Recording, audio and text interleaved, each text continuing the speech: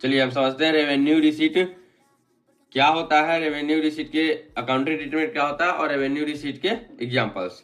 तो revenue receipt ऐसा receipt जो कि daily business operation, normal business operation से अराइज होता है, उसे हम रेवेन्यू रिसीट कहते हैं। ये रेकरिंग इन नेचर होता है, ये डे टू डे ऑपरेशन से अराइज होता है, इससे प्रॉफिट इंक्रीज हो जाता है।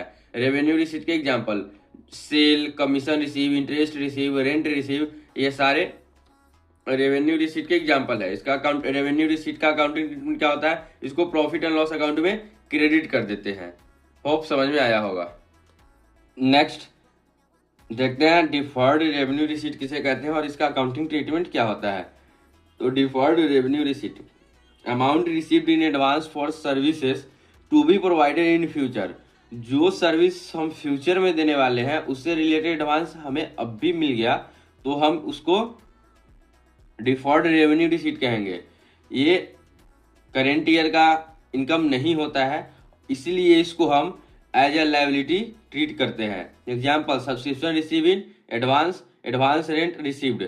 इसका अकाउंटिंग ट्रीटमेंट क्या होता है, ये लायबिलिटी होता है हमारे लिए, तो इसको हम बैलेंस शीट में as a unearned income liability side दिखाते हैं। होप आपको समझ में आया होगा।